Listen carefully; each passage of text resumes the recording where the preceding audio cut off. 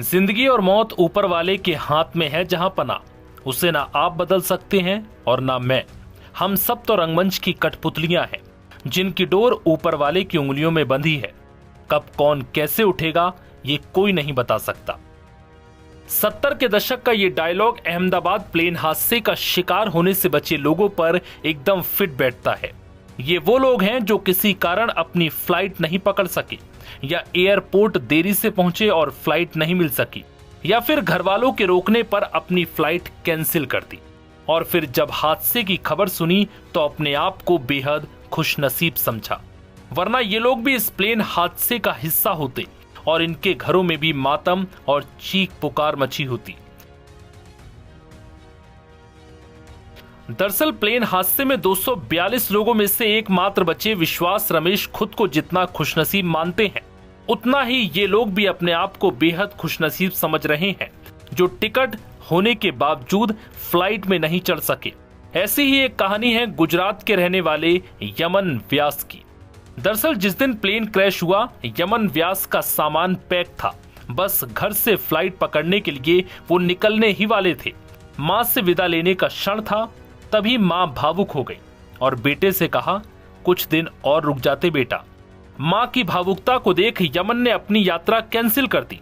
उनका 12 जून को air India की उस फ्लाइट का टिकट था जो उड़ान के चंद सेकंड के बाद ही हादसे का शिकार हो गई। जाने अनजाने मां बेटे को मौत के पंजे से वापस खींच लाई। यमन ने बताया कि शाम को जब उन्होंने प्लेन क्रैश होने की खबर सुनी तो वो दंग रह गए, क्योंकि ये वही प्लेन था जिसमें उनकी टिकट थी। वो बोले कि मेरी मां ने मुझे एक तरह से दूसरा जन्म दिया। अंग्रेजी अखबार टाइम्स ऑफ इंडिया की रिपोर्ट के मुताबिक यमन कई सालों से लंदन में काम कर रहे हैं। लगभग 2 साल बाद यमन अपने घर वालों से मिलने के लिए वडोदरा आए थे। परिवार के साथ छुट्टियां बिताने के बाद वो वापस लंदन जाने वाले थे, लेकिन मां के कहने पर वो रुक गए और उनकी जान बच गई। बता दें कि गुजरात में अहमदाबाद में 12 जून को एयर इंडिया विमान हादसे में सवार एक ही यात्री जीवित बच पाया। शहर के सिविल अस्पताल में उसका इलाज चल रहा था, जिसके बाद वो ठीक हो गया। विश्वास Kumar Ramesh Boeing 787 dream liner की A11 सीट पर बैठे थे, जिसमें 242 यात्री समेत चालक दल के सदस्य सवार थे। एयर इंडिया के अनुसार विमान में सवार 230 यात्रियों में से 169 भारतीय, 53 ब्रिटिश, 1 कनाडाई और 7 पुर्तगाली नागरिक थे। इस विमान हादसे में गुजरात के पूर्व सीएम विजय रूपाणी का भी निधन हो गया। वहीं अब इस हादसे की फिलहाल जांच चल रही है। इसके बाद से लगातार कई कंपनियों के विमानों में तकनीकी खराबी की खबरें भी सामने आ रही हैं, जिसके बाद विमानों की उड़ान रोकी गई या फिर विमानों की इमरजेंसी लैंडिंग तक करानी पड़ी। इस बीच बीते दिनों इंडिगो के विमानों को बम से उड़ाने की धमकी की खबर भी सामने आई थी। कुल मिलाकर यह है कि अहमदाबाद विमान हादसे के बाद अब विमान में तकनीकी खामियों से जुड़ी खबरें लगातार सामने आ रही हैं।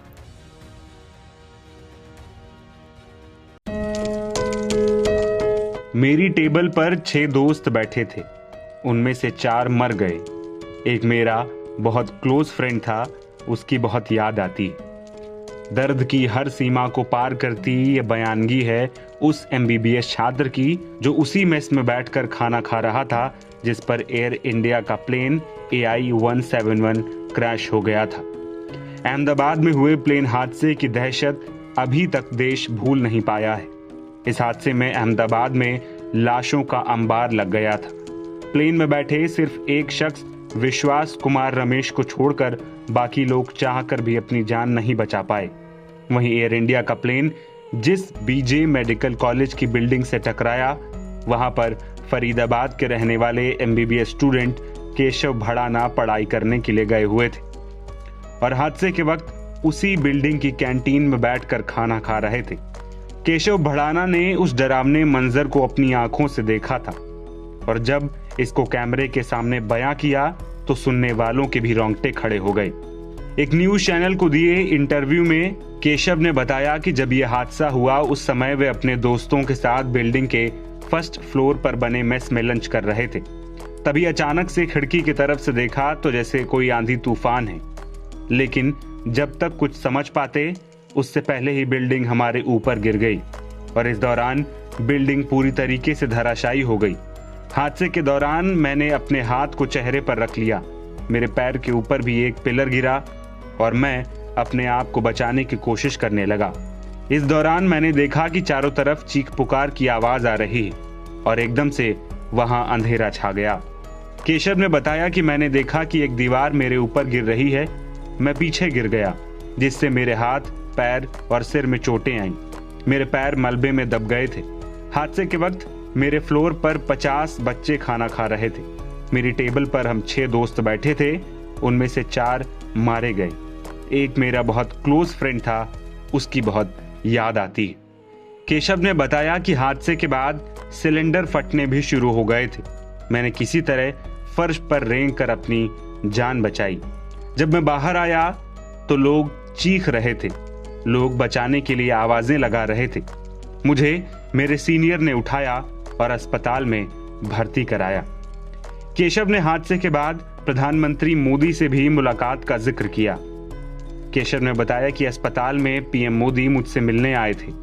इससे मुझे काफी मेंटल सपोर्ट मिला। पीएम ने मुझसे कहा, घबराना मत, आप तो खुद डॉक्टर हैं, आपको पता है कि आप कितनी जल्दी ठीक हो जाओगे। और मैंने उन्हें थैंक यू बोला। आपको बता दें कि आज भी जो लोग इस हादसे में बाल बाल बचे हैं, वो इसे याद करते हैं तो बुरी तरह फूट फूट कर रोने लगते हैं। लोगों के सामने लाशों का अंबार छा गया था। 270 से ज्यादा लोग जो कल तक भविष्य की प्लानिंग कर रहे थे, वो अब इस दुनिया में नहीं रहे। भारत के इतिहास में 12 जून की तारीख एक काले अध्याय के तौर पर दर्ज हो गई। यह हादसा कितना दर्दनाक था, यह आप इसी बात से अंदाजा लगा सकते हैं कि मरने वालों में से कई लोग अभी भी ऐसे हैं जिनकी पहचान नहीं हो पाई। डीएनए सैंपलिंग के जरिए पहचान करने में लंबा वक्त लग रहा है और उनके परिवार अस्पताल में कई दिनों से बस कर रहे हैं तो इंतजार।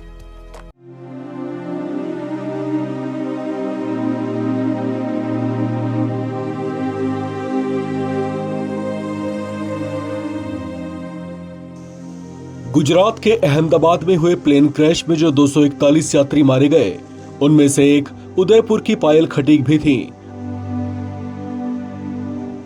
हादसे के 6 दिन बाद उनके शव की पहचान हो पाई। उनका पार्थिव शरीर जब उनके घर उदयपुर के गोगुंदा गांव में पहुंचा तो आंसुओं का सैलाब बह निकला। हर आंख नम नजर आई। इनके अंतिम संस्कार में बड़ी संख्या में लोग शामिल हुए।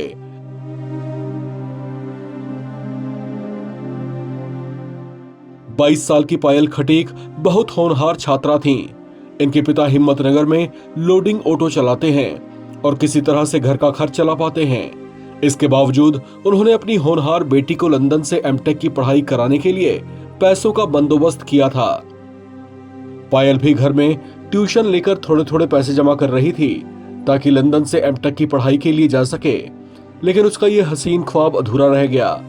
अहमदाबाद एयरपोर्ट से उड़ान भरते ही एयर इंडिया का AI-171 विमान क्रैश हो गया, जिसमें वो मारी गईं। उनके निधन से परिवार शोक में डूब गया है। कुछ नहीं हुआ, ये अभी यहीं पे रहती थी मेरे पास। अभी 4 साल से यहीं पे थी, कॉलेज करके आई थी। उसके बाद अभी लंदन की टिकट उसको बुक कराई थी पढ़ने के लिए, जाने के लिए लोन ली थी हमने और इधर उधर से पैसे उसे लेके उसको भेजी थी।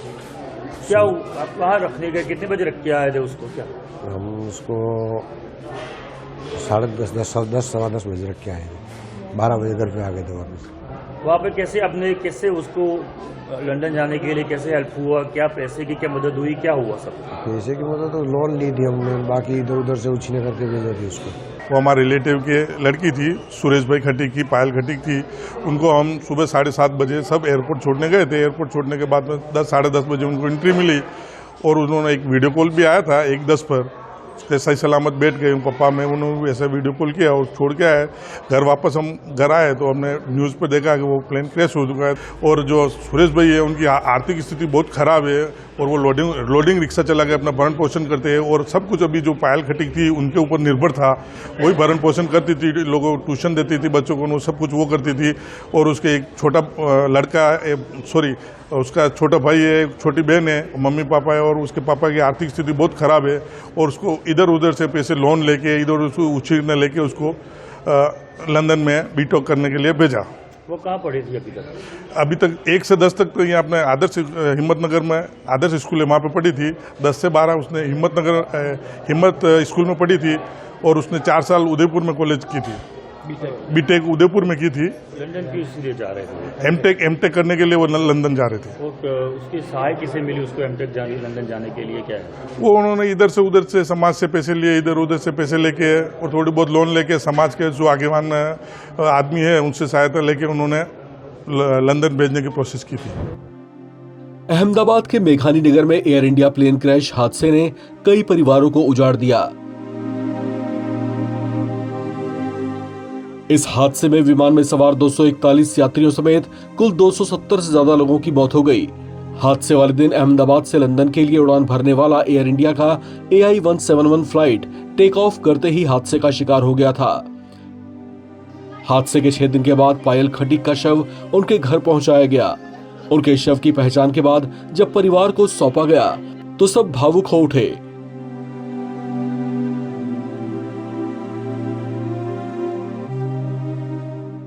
बेटी को अंतिम विदाई देते हुए उनकी मां और पिता की आंखें छलक उठीं। कांपते हुए हाथों, अश्रुपूर्ण नयनों और कुछ बुदबुदाते लबों से उनके पिता ने अपनी बेटी को अंतिम विदाई दी।